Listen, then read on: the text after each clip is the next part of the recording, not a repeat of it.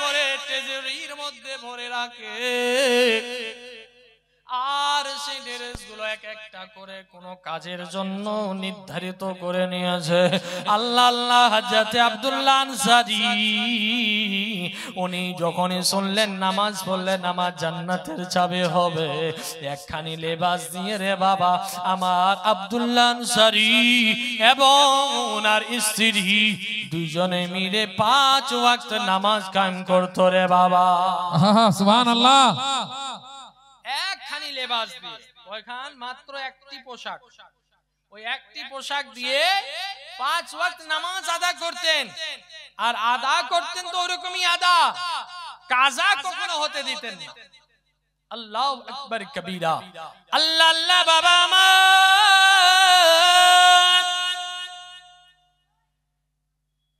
মসজিদে নববীর মধ্যে আছেন আজান যখন শোনা যায় ওই আজান শুনে সাহাবী রাসূল আব্দুল্লাহ আনসারী নামাজ পড়ার জন্য ছুটে চলে যান আবার যখনই নামাজ আদা হয়ে গেল নবীর পিছনে নামাজ আদা করার পরে পরে আবার ছুটে যখন ফৌরান মানে দোয়া শেষ করার পরে পরে তাড়াতাড়ি করে নিজের বাসার মধ্যে ফিরে আসেন আর নিজের বাসার মধ্যে ফিরে আসার পরে নিজের ড্রেসটাকে খুলে ওনার ওয়াইফকে দিতেন ওনার ওয়াইফ সেই পোশাকটা পরে তখন ওনার ওয়াইফ নামাজ আদা করতেন আর আব্দুল্লাহ আনসারী উলঙ্গ অবস্থায় ঘরের ভিতরে প্রবেশ করে থাকতেন আল্লাহু আকবার একবার চিন্তা করে দেখুন যে ওনারা কেমন সাহাবী রাসূল ছিলেন যে সাহাবী রাসূলদেরকে জান্নাতি বলে ঘোষণা করা হয়েছে তাদের ভিতরেও আল্লাহর খৌফ কতটা আর নবীর ভালোবাসা কতটা আজ আমরা নামের শুধু মুসলমান নয় ওইরকমই কামের মুসলমান হতে হবে তো কামের মুসলমান যদি হতে লাগে তাহলে আমাদের ভিতরে নামাজও থাকবে রোজাও থাকবে আর এর থেকে সব থেকে বড় যে জিনিস সেই জিনিসটা আমার নবীর মুহাব্বত সকলেরই দিলে দিলে থাকে সুবহানাল্লাহ অন্তরে অন্তরে আল্লাহু আকবার কবীরা তো নবীর ভালোবাসাটা হচ্ছে সবথেকে মেইন কেন আমার নবী বলতেছেন ওই ব্যক্তি ততক্ষণ পর্যন্ত পাক্কা কামিলে মুমিন মুসলমান হতে পারে না যতক্ষণ পর্যন্ত নিজের জীবন থেকে বেশি আমাকে ভালো না বেসে না যতক্ষণ পর্যন্ত নবীকে নিজের জীবন থেকে বেশি না ভালোবেসে নেন ততক্ষণ পর্যন্ত পাক্কা কামিলে মুমিন মুসলমান বলা যাবে না হযরত ওমর ফারুক একদিন নবী করিম সাল্লাল্লাহু তাআলা আলাইহি ওয়াসাল্লাম ওমর ফারুককে জিজ্ঞাসা করেন এ ওমর বলো বলো গো তুমি আমাকে কেমন ভালোবাসো তখন সেই হযরত ওমর ফারুক উঠে বলেন ইয়া রাসূলুল্লাহ ইয়া নবী আল্লাহ ওগো নবী আপনাকে আমি নিজের ছেলে মেয়ে বাপ মা ধন দৌলতের চাইতেও বেশি আপনাকে ভালোবাসি আমার নবী মুখটা ঘুরিয়ে দিলেন আর বলতেছেন ওমর তুমি এখন পর্যন্ত পাক্কা মুমিন মুসলমান হতে পারো না রে আল্লাহ আল্লাহ ওমর ফারুকের যেন চোখ থেকে জল টপ টপ টপ টপ করে পড়ে বলে ইয়া রাসূলুল্লাহ গো নবী আমার ভালোবাসার মধ্যে এমন কি কমি হয়ে গেল যেই জন্য আমি এখনো পর্যন্ত পাক্কা মুসলমান হতে পারলাম না। আল্লাহ আল্লাহ বাবা আমার আরেকজন সাহাবী রাসূলকে তখন জিজ্ঞাসা করলেন, করার পরে আমার নবীর কথা যখন শুনলেন, শোনার পরে সে সাহাবী রাসূল এক কথায় উঠে বললেন, ইয়া রাসূলুল্লাহ, ওগো নবী, আমি বাবা মা জানি না, বেটা বেটি জানি না, ধন দৌলত জানি না, ওগো নবী, আমি আপনাকে নিজের জানের থেকেও বেশি ভালোবাসি। সুবহানাল্লাহ। আমার নবী মুচকি হাসি হেসে দিয়ে বলে, এ উমার, দেখো দেখো গো দেখো, এই হচ্ছে পাক্কা কামিলে মুমিন মুসলমান। এ উমার, দৌলত নয়, তোমার মা বাবার চেয়েও বেশি নয়, এক কথায় তোমার জান থেকে বেশি আমাকে ভালোবেসে নাও, তাহলে তুমি পাক্কা মুমিন মুসলমান হয়ে যাবে। এই জন্য আমাদের নামাজ দরকার, বুঝতে পারলেন? এই জন্য আমাদের নামাজ দরকার, আর নবীর ভালোবাসাটা দরকার। আর যার ভিতরে নবীর মুহাব্বত থাকবে, ভালোবাসাটা থাকবে, তার ভিতরে নামাজও থাকবে, রোজাও থাকবে, হজও থাকবে, যাকাতও থাকবে, ভালো কাজগুলো সব নবীর সুন্নাতগুলো তার ভিতরে প্রবেশ করে। এটাই হচ্ছে আমাদের নবী করিম সাল্লাল্লাহু তাআলা আলাইহি ওয়াসাল্লামের ভালোবাসার পরিচয়। তো আমার নবী করিম সাল্লাল্লাহু তাআলা আলাইহি ওয়াসাল্লামকে মা খালারা শুনেন, বাপ জানেরা, জান থেকে বেশি ভালোবাসেন, জীবনের চাইতেও বেশি ভালোবাসেন। এজন্য বলছেন, শায়ের বলতেছেন কি, নবী মোদের দয়ার নবী, জোরে বলেন, নবী মোদের দয়ার নবী, তুমি মোদের সাহারা, তোমায় ছাড়া রইতে পারি না গো নবী, তোমায় ছাড়া রইতে পারি না। বাহ, সুবহানাল্লাহ সুবহানাল্লাহ। মনে হয় কথা বুঝতে পারেন না, জি, পারছেন কি পারেন না? ইশারা বুঝতে পারছেন? যখন এরকম করছি তো বুঝতে পারেন তো, এই ইশারা মানে হচ্ছে সুবহানাল্লাহ বলেন, তাই না? তো একটু আমি তো আর বলবো না যে বলেন সুবহানাল্লাহ, এটা আপনাদেরকে ইশারা করব, একটু হালকা করে যখনই বলবো এরকম ইশারা করব, একটু সুবহানাল্লাহ বলবেন। বাপ আমার, এই সুবহানাল্লাহতে আপনার নেকি আছে, লস নেই, সওয়াব আছে, বুঝতে পারলেন? মাশাআল্লাহ। একজন ছোট্ট বাচ্চা এসে 10 টাকা দান করেছেন, আল্লাহ যেন এই দান কবুল করে, সকলে বলেন আমিন সুম্মা আমিন সুবহান। তো বাপসেনেরা আমার, শায়ের বলছেন কি সুন্দর করে, একটু মনোযোগ দিয়ে শুনবেন, আর একটু ভালো লাগলে বলবেন ইয়া রাসূলুল্লাহ, ইয়া হাবিবাল্লাহ, সুবহানাল্লাহ পড়তে থাকবেন, এতেও আপনাদের নেকি আছে। শায়ের বলছেন, নবী মোদের দয়ার নবী, তুমি মোদের সাহারা, তোমায় ছাড়া রইতে পারি না গো নবী, তোমায় ছাড়া রইতে পারি না, তোমার নূরে নূরেতে वाह वाह, क्या बात है, वाह। তোমার নূরে নূরেতে জগৎ হলো উজালা, তোমায় ছাড়া রইতে পারি না গো নবী, তোমায় ছাড়া রইতে পারি না। ওগো ওমর ফারুক উসমান গনি,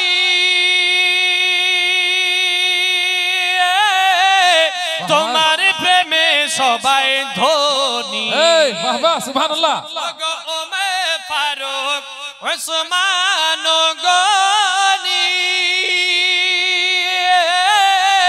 তোমার প্রেমে সবাই ধনী, তোমায় বিনে ওগো নবী, তোমায় ছাড়া ওগো নবী, জান্নাত পাওয়া যাবে না। বাহ বাহ, সুবহানাল্লাহ সুবহানাল্লাহ। আপনারা আমার এই গজলটা আছে নবীর শানে। কিসের শানে?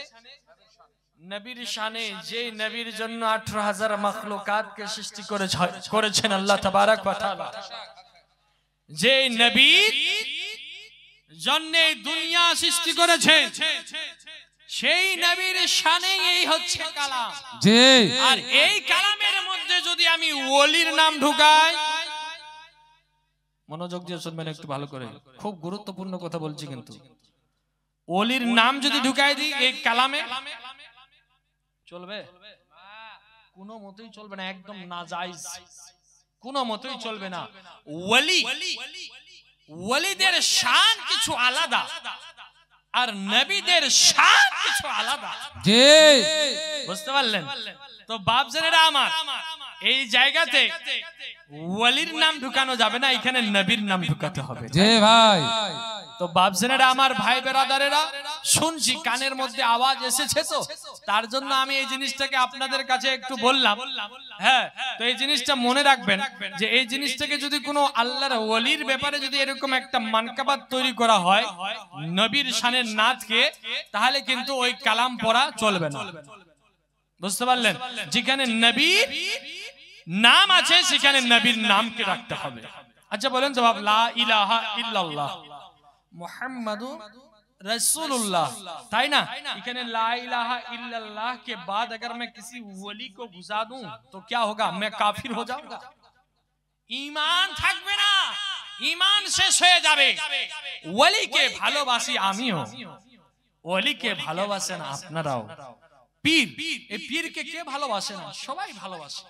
আপনারা হয়েছেন হয়তো কেউ হুজুর মাশরুর মিয়ার মুরিদ, কেউ হচ্ছেন হয়তো হুজুর ফাসহি মিয়ার মুরিদ, কেউ হচ্ছেন হয়তো হুজুর আশরাফিয়া হুজুর জালালউদ্দিন আশরাফির মুরিদ, लेकिन वली तो एक ही है, वली तो একটাই, তাই না বাপ আমার? এই ওলি সিলসিলা আসলো কোথা থেকে? ওই হুসেনের বংশধর থেকেই তো, ওই বংশধর থেকেই এই সিলসিলা চলে আসছেন। কেউ কালিমি, কেউ আশরাফি, কেউ রাজবি, কেউ ফাসহি, কিন্তু এই লাইন লাগছে অবশেষে গিয়ে কোথায়? আবার হুসেনের কাছে গিয়ে লাগছেন, হযরত ইমাম হুসেনের কাছে। আল্লাহু আকবার কবীরা। তো বাপ জানেরা আমার, এই শায়ের গজলের মধ্যে বলতেছেন খুব সুন্দর ভাবে, একটু মনোযোগ দিয়ে শুনবেন, আর নবীর জায়গায় নবীর নাম রাখবেন, ওলির নাম ঢুকাবেন না। এটা আপনাদের সকলের কাছে রিকোয়েস্ট আর আমার অনুরোধ। বুঝতে পারলেন? তো ওলির জায়গায় ওলিদের নামই রাখতে হবে ইনশাআল্লাহ। ওলির শানে একটি মানকাবাত বলবো যদি সময় পাই তো, আর এটা হচ্ছে নবীর শানে, তো একটু মনোযোগ দিয়ে শুনেন, একটু মোহাব্বতে বলেন ইয়া রাসূলুল্লাহ। ওগো ওমর ফারুক উসমান গনি,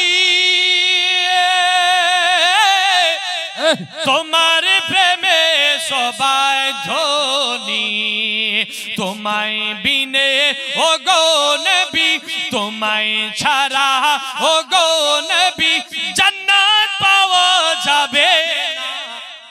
জোরে বলেন আল্লাহ। তোমায় ছাড়া রইতে পারি না গো নবী, তোমায় ছাড়া রইতে পারি না। তারপরে ছন্দ শুনেন, ওগো তুমি যদি না আসিতে,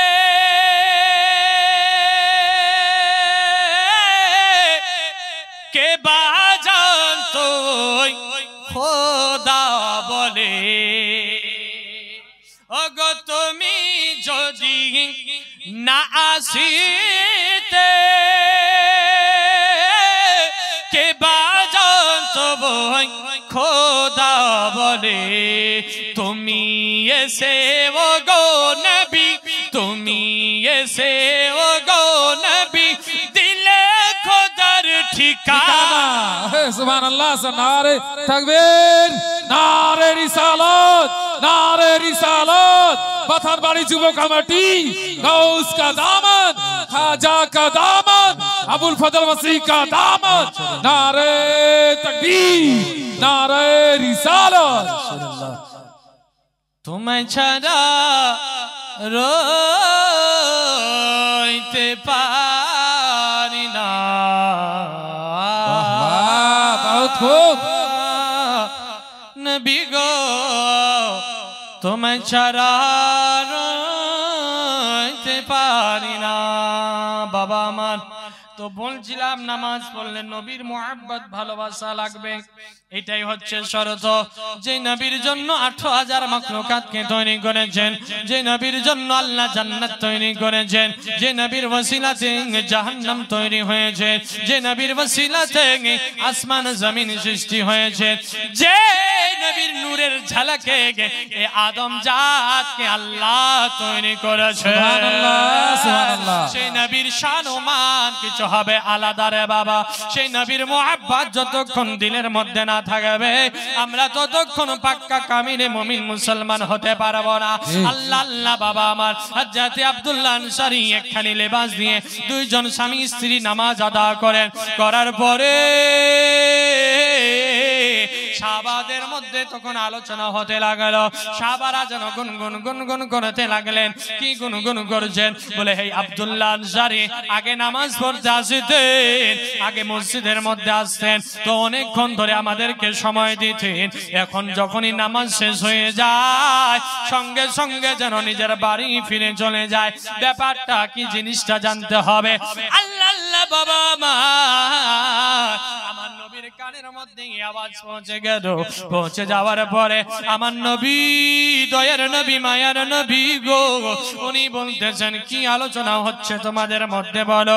আল্লাহ আল্লাহ তখন সাহাবাগণেরা বলেন ইয়া রাসূলুল্লাহ নবী গো এই আব্দুল্লাহ আনসারী যেদিন থেকে আপনি বলেছেন নামাজ পড়লে নামাজ জান্নাতের চাবি হবে, যেদিন থেকে বলেছেন নামাজ পড়লে নামাজের জান্নাতের চাবি হবে, সেদিন থেকে আব্দুল্লাহ আনসারী যেন মসজিদের মধ্যে আসে, আসার পরে নামাজ আদা করার পরে পরে সঙ্গে সঙ্গে যেন বাড়ি চলে যায়। এই জন্য আমরা বুঝতে পারছি না ব্যাপারটা কি, কেন এরকম করতে লাগলো। আগে তো এরকম ছিল না এখন কেন যে এরকম হতে লাগলো। আমার নবী তখন বলতেছেন ও আমার সাহাবাগণেরা তোমরা চিন্তা করো না আমি নবী নিজে আব্দুল্লাহ আনসারীর বাড়িতে যাব, যাওয়ার পরে এই জিনিসটার খবর আমি নবী নিজে নিয়ে আসব। সুবহানাল্লাহ আল্লাহু আকবার কাবীরা।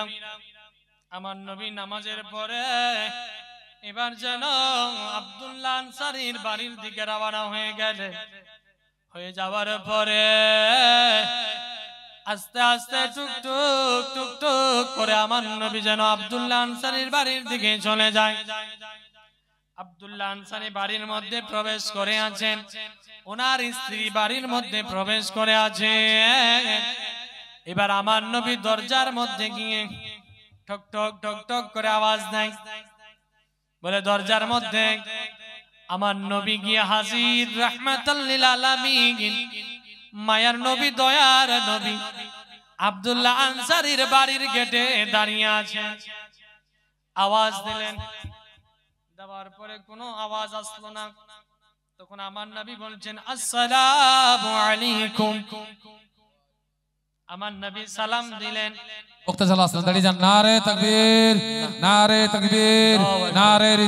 বলছিলাম হযরত আব্দুল্লাহ আনসারীর বাড়ির দরজার মধ্যে আমার নবী করিম সাল্লাল্লাহু তাআলা আলাইহি ওয়াসাল্লাম গিয়ে হাজির।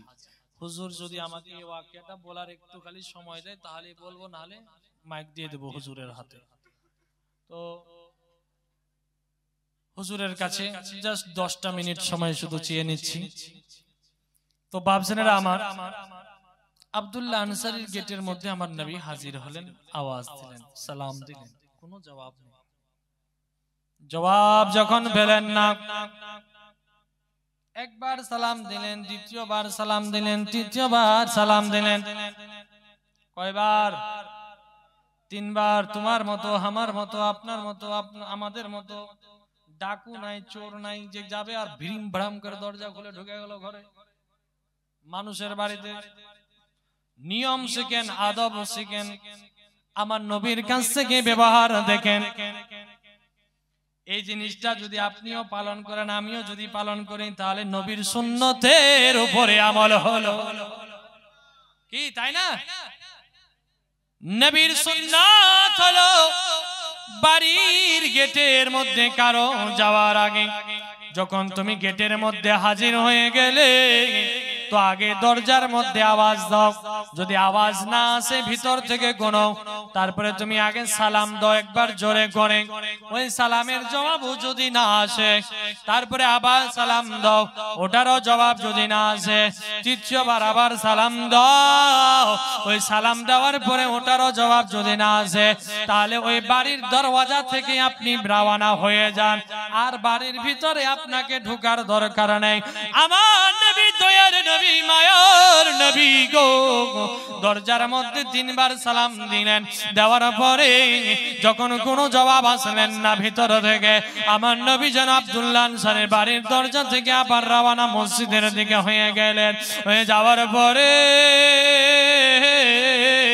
আল্লাহ বাবা আমার হযরত আব্দুল্লাহ আনসারীর স্ত্রী নামাজ আদা হলেন, হওয়ার পরে আমার সেই আব্দুল্লাহ আনসারীর স্ত্রী বলেন, ওগো আমার স্বামী, ওগো আমার মাথার তাজ, তাড়াতাড়ি করে যান, তাড়াতাড়ি করে যান, আমাদের দরজার মধ্যে রাহমাতাল লিল আলামিন এসেছিল গো, যাও যাও তাড়াতাড়ি করে যাও, আমার নবী আমাদেরকে সালাম জানিয়েছে, কিন্তু আমি এমন অবস্থাতে ছিলাম যে আমি সালামের জবাব দিতে পারিনি, তুমি তাড়াতাড়ি করে যাও আর আমার নবীর সালামের জবাব তুমি দিয়ে আসো। আল্লাহ আল্লাহ দরজা খুলে দেখলেন নবী যেন বহু দূর চলে গিয়েছেন।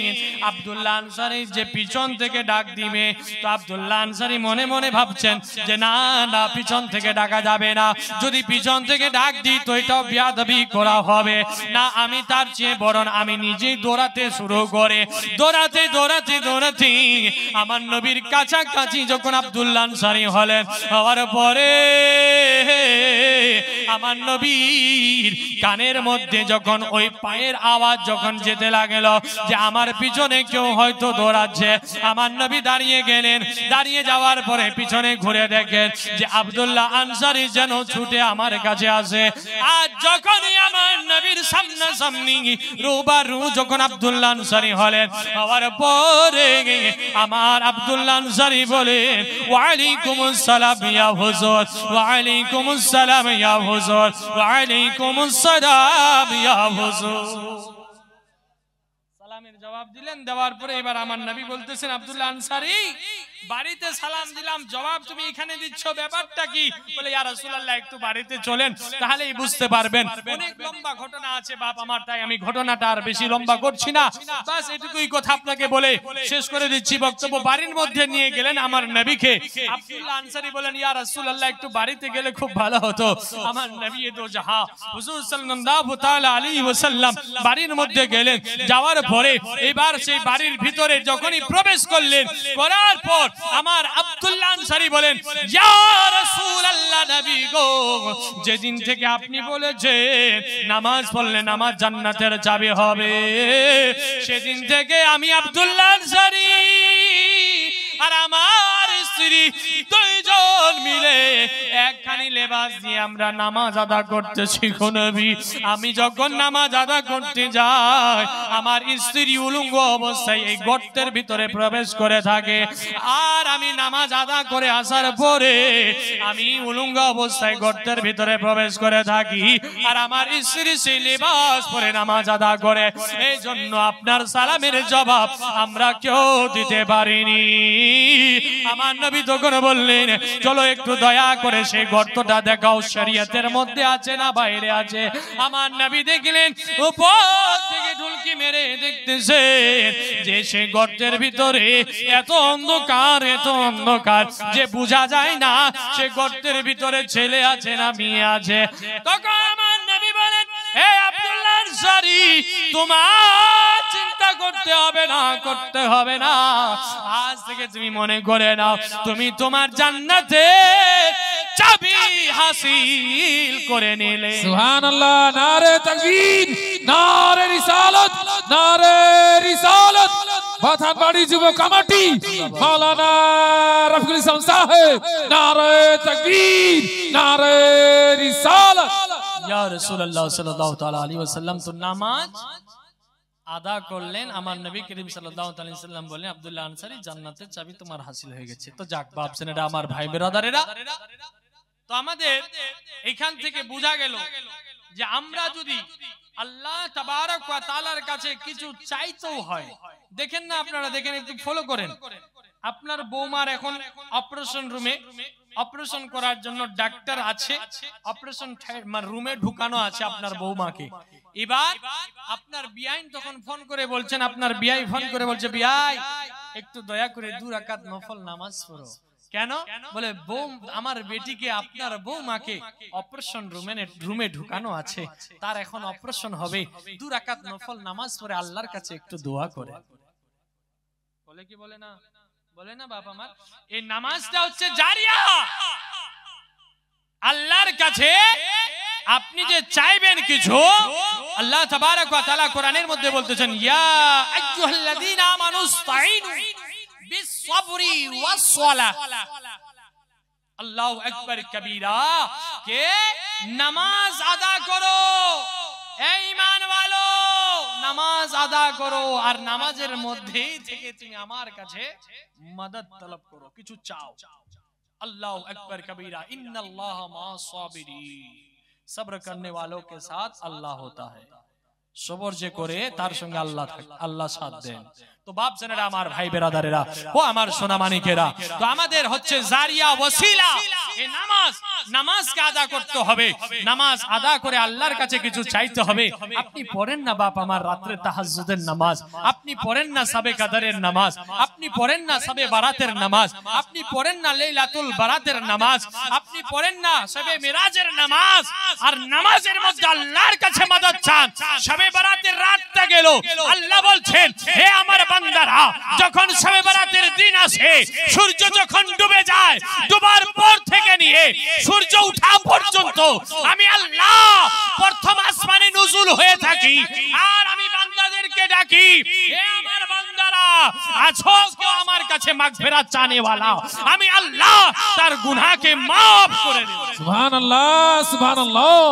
বাপজনেরা আমার, করেন ইবাদত আল্লাহ তাবারক ওয়া তাআলার, দিল থেকে করেন, দেখবেন এই দুনিয়ারও আপনার ভালো হবে, আখিরাতেরও বেড়া পার হবে।